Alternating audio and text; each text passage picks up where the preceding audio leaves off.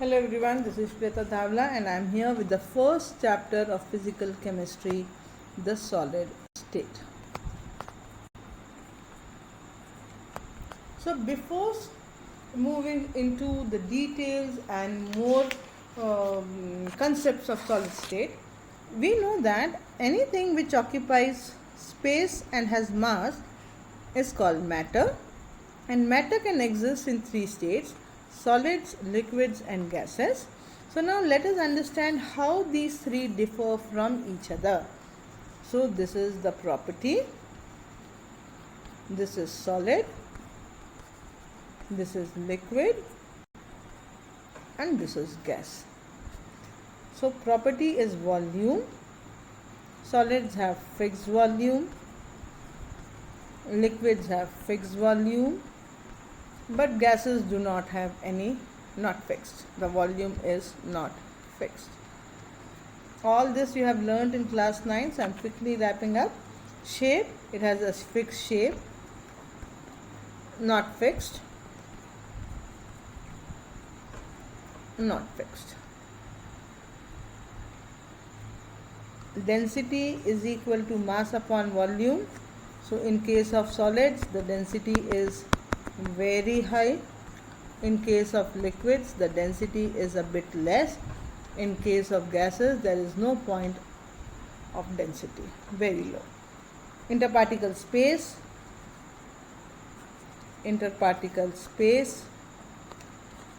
it is very less, large, very large, and hence the interparticle force is high, less and is very less. We also know that the solids are compressible, solids are not compressible, they are rigid, and these were the basic properties about solid. Now the first topic what we will discuss is how do we classify solids. So we classify solids as amorphous solids and crystalline solids. Amorphous solids and crystalline solids. So what do we mean by this? So amorphous solids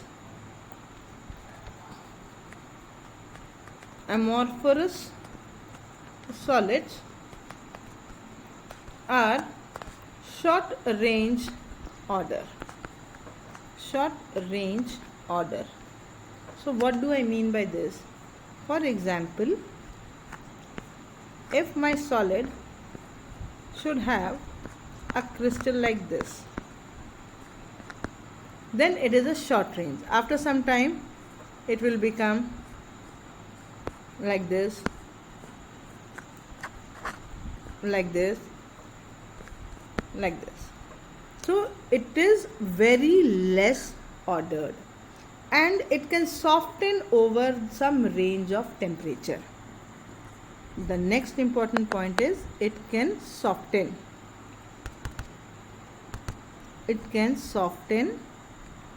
over a range of temperature, like it happens with glass and rubber.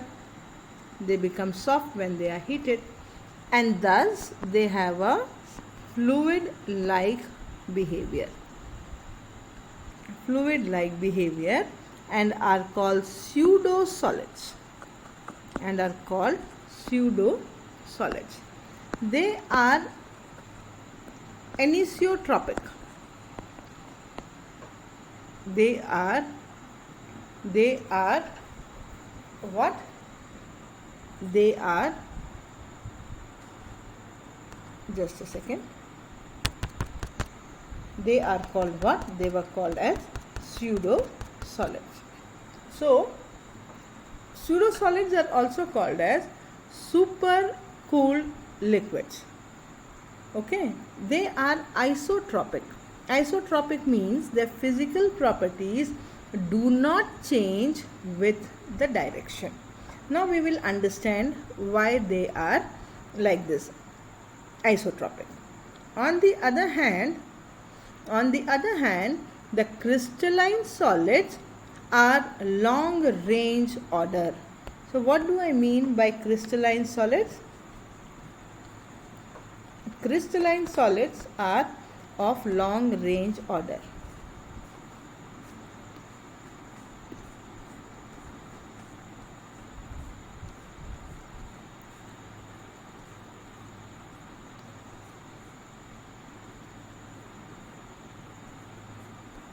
I don't have such a good drawing, but still for you all I am trying to do this.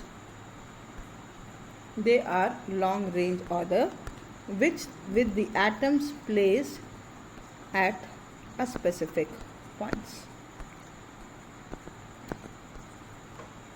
So this is what we mean by they have a repetitive structure for very long order. They have a repetitive structure for a very long order, and they have definite characteristic geometrical shape, and they have high melting and boiling points.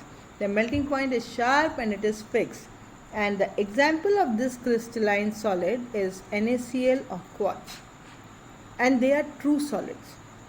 So now let us understand what do we mean by true solids. True solids means that they do not act as fluids. If you see old buildings, you can find the doors, glass doors especially, thicker at the bottom as compared to the upper portion. So this is because glass flows down very slowly. Glass flows down very slowly, making the base a bit thick. So one more important property is anisotropic. They are anisotropic. Anisotropic means when moved in different direction, the physical properties are different. Now let us see why is it so. Suppose I have got the atoms like this.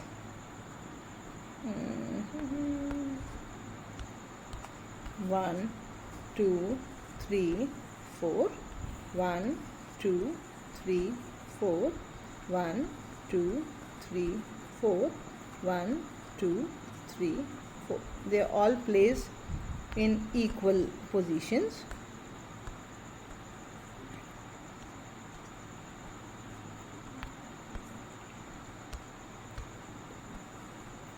And then I have got the other set 1, 2, 3, 4.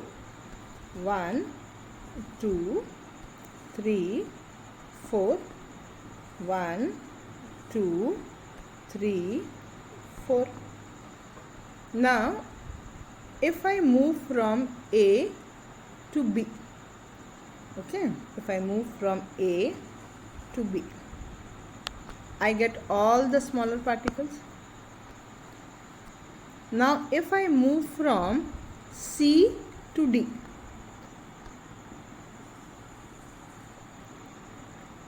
C to D, I get all the different properties.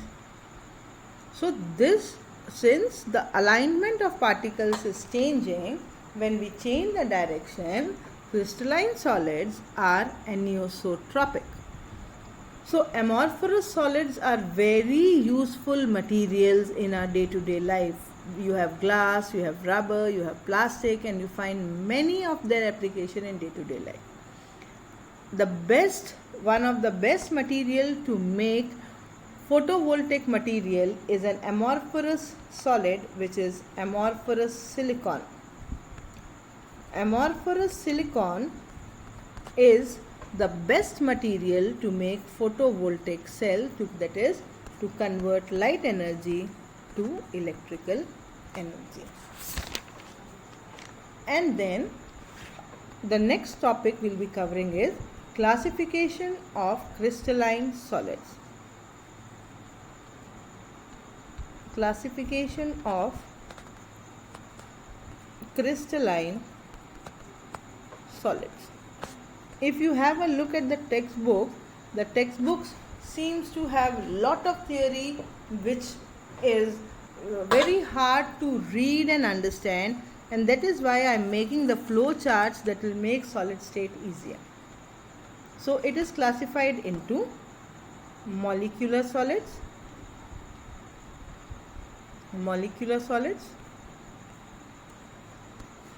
ionic solids,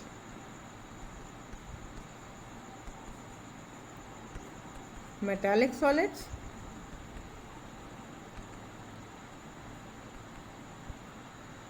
and then covalent solids.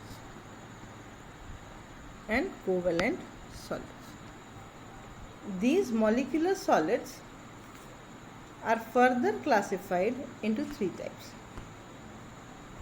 non-polar molecular solids, polar molecular solids, and hydrogen bonded molecular solids. Here the constituent particles are molecules. In molecular solids, the molecular solids are made up of molecules. The ionic solids are made up of ions. Metallic solids are made up of positive ions in a sea of delocalized electrons. बहुत सारे free electrons हैं, metal है, बहुत सारे free electrons हैं. और यहाँ पे कोवेलेंट सॉलिड्स में atoms are the constituent particle. Now what is the force of binding? The force of binding for non-polar are London forces. London forces are weak forces, and they are also called as dispersion forces. So they are also called as dispersion forces. Polar solids, they have dipole-dipole interaction. Dipole-dipole interaction. And hydrogen bonding have got hydrogen bonding between them. Physical nature, the non-polar are soft in nature. Polar are also soft in nature, but the ones with hydrogen bondings are hard in nature. They are all insulators. With low melting points. Now, ionic solids. Ionic solids are bonded by electrostatic force of attraction.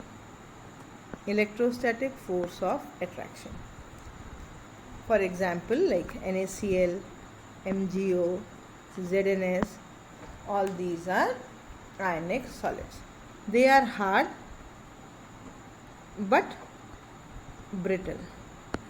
They are poor conductors in solid state,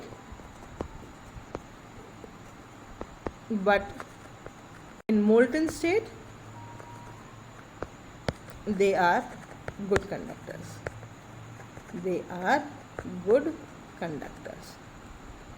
And their melting points is high. Acha, here I forgot to give you some example of non-polar. Important है, non-polar का example है argon, CCl4, carbon dioxide या benzene, जो भी आप लिखना चाहें. Polar का एग्जाम्पल आप HCl लिख सकते हो. हाइड्रोजन बॉन्डेड का एग्जाम्पल आप लिख सकते हो water. So metallic solids. So metallic solids have got metallic bonding. They have got what? They have got metallic bonding like iron, copper, silver, magnesium. They are hard and strong. Obviously, they are good conductors of electricity.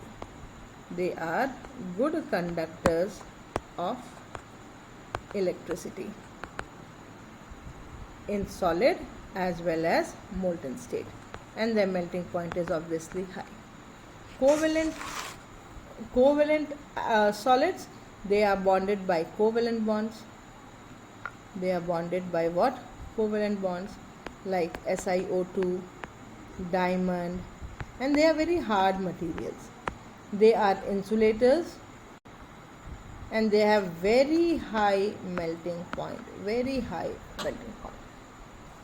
So this was a very short, clear-cut explanation like how do you classify the crystalline solids.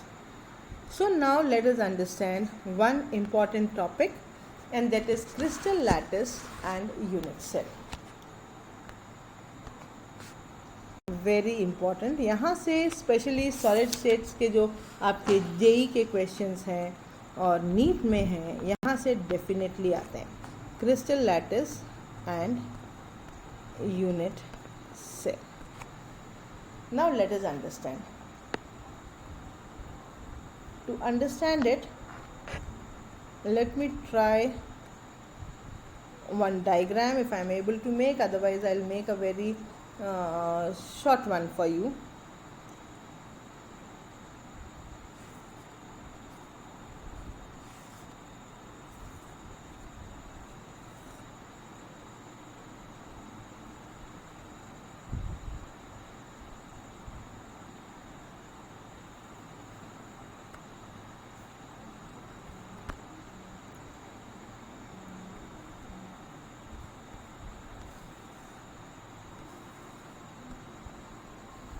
Oh, I could make it. Wow, wow, wow. I'm proud of myself. So now let us see. The main characteristic of crystalline solid is that it has got a regular and repeated pattern of the constituent particles. Like यहाँ पर एक atom है तो यहाँ एक atom है, यहाँ एक एटम है, यहाँ एक एटम है, यहाँ एक है, यहाँ एक है, यहाँ एक है और यहाँ एक है. यहाँ पे एक लाइन मैंने जोड़ना भूल गई, तो यहाँ एक है और एक पार्टिकल यहाँ पे है, ऐसा कुछ. So the regular 3D arrangement of points, the regular 3D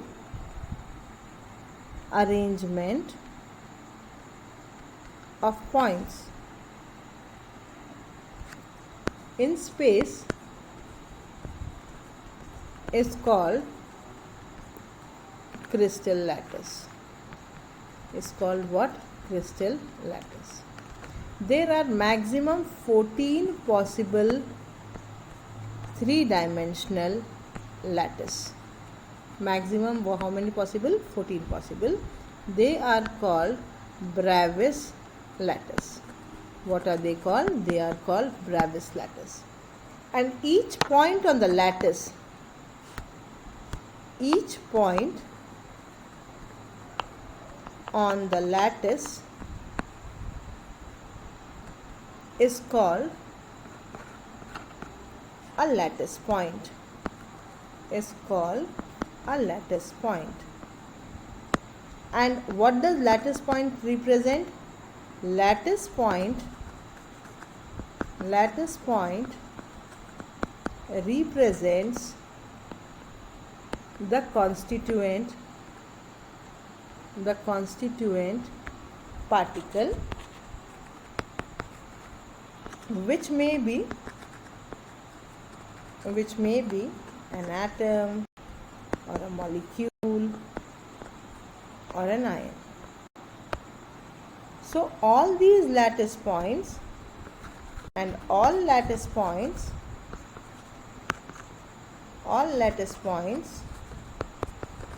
are joined by straight lines. So this is what is crystal lattice. So what is unit cell? The smallest portion of this crystal lattice. So what is unit cell? Smallest portion of the crystal lattice which repeats itself. Smallest portion which repeats itself. What is unit cell? Smallest portion which repeats itself, and it repeats itself in different direction and it generates the entire lattice. जैसे यहाँ पे एक simple सा आपको cube दिख रहा है, तो यहाँ पे एक यूनिट लैटिस की यूनिट सेल क्या हो गया, एक क्यूब हो गया. So you can take the screenshot of it, and then now we can start defining unit cell. So let us understand unit cell. So let me mark 3 axes.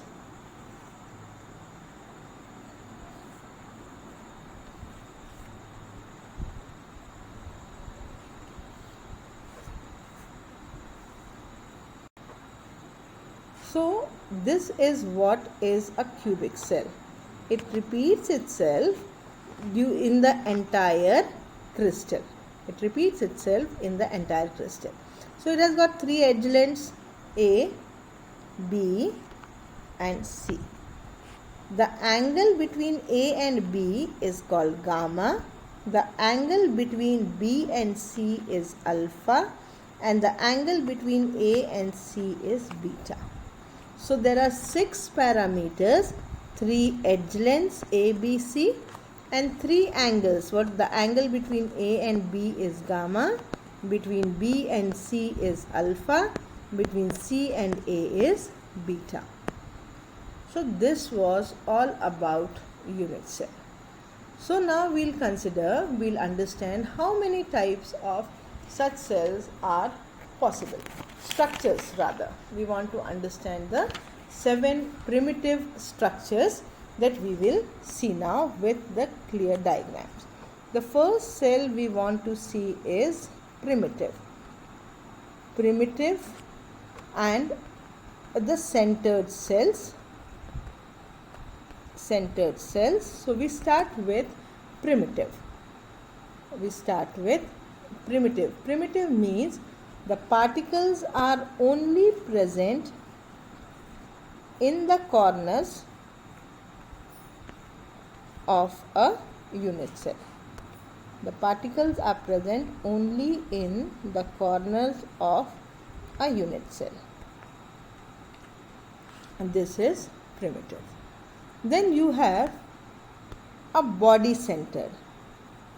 So how does a body centered look?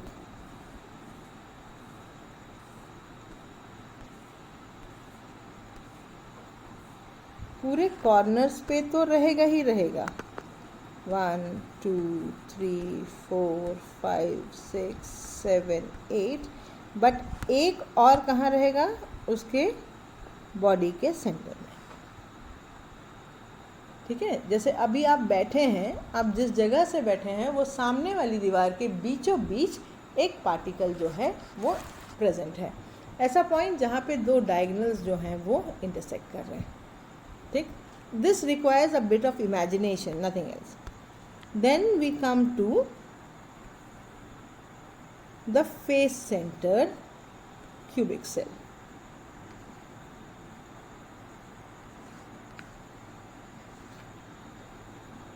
The face centered cubic cell. We know that a cube has got 6 faces. ठीक है, तो 8 corner में तो रहेंगे ही रहेंगे. 1 2 3 4 5 6 7 8. ठीक है, अब 6 फेसेस में भी रहेंगे. तो एक फेस ये टॉप फेस और ये बॉटम फेस. कैसे, जैसे आप अपने रूम में बैठे हैं तो छत पर एक पार्टिकल, ज़मीन पे एक पार्टिकल, और आपके दीवारों पर 4 दीवारें हैं तो चारों दीवारों पर एक एक पार्टिकल. एक उसके आगे वाले दीवार पे और एक उसके पीछे वाले दीवार पे. तो ये ऐसा, दिस इज़ फेस सेंटर. ठीक है, एंड सेंटर्ड क्या होता है, तो the last we are considering is end centre. And